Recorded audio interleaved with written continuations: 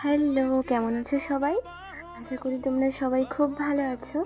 আরও একটিবার ক্রিমি লাভ বাইটসে তোমাদের সকলকে স্বাগত জানাই। আজকের যে কেক ডেকোরেশনের ভিডিওটা তোমাদের সামনে এনেছি, এটা কোনো রকম অর্ডারের কেক ছিল না। এটা আমি আমার ফ্যামিলির জন্যই বানিয়েছিলাম।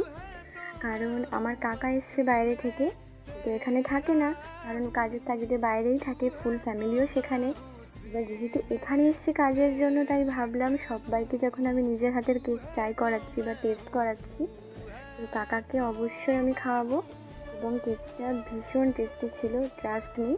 আর ভিতরে যে ফিলিংটা ছিল হোয়াইট চকলেট গানাশের, কারণ প্রত্যেকটা কাস্টমারের ডিমান্ড থাকে যে ডার্ক চকলেট বা মিল্ক চকলেটেরই যেন আমি কেকগুলো করে দিই। বাট এটা আমি নতুন ট্রাই করলাম হোয়াইট চকলেট গানাশ দিয়ে, এবং এটা সত্যি দুর্দান্ত ছিল। দেখতে যেমন সুন্দর, তার ভিতরটাও তেমনই সুন্দর ছিল, টেস্টফুল। এই যে দেখো, তোমাদের সঙ্গে কথা বলতে বলতে আমার কেকের কাজ চলছে। রোজটা আমি করে নিয়েছি, এবার তার পাতাটা আমি করছি। এমন হয়েছে তোমরা কিন্তু বলবে, হ্যাঁ। আর তোমরা যদি এটা ফেসবুক থেকে দেখো তাহলে আমার পেজটাকে প্লিজ ফলো করে দেবে। আর যদি ইউটিউব থেকে আমার ভিডিওটা দেখো তাহলে আমার চ্যানেলটাকে একটু সাবস্ক্রাইব করে দেবে। আর ভালো লাগলে লাইক কমেন্ট তো অবশ্যই করবে। আর এই যে দেখো, আমি বর্ডার দিয়ে দিচ্ছি কেকে, কারণ বর্ডার ছাড়া আমার একদম ভালো লাগে না, মনে হয় না যে কেকটা ফিনিশ হয়েছে। আমার মনে হয় কিছু না কিছু খামতি রয়েছে।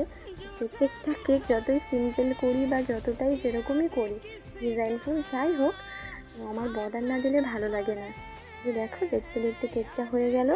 কেমন হয়েছে তোমরা কিন্তু অবশ্যই জানাবে কেকটা, হ্যাঁ। আর ভালো লাগলে লাইক কমেন্ট শেয়ার করে দেবে। আর আজকের মতন এখানে টাটা, বাই।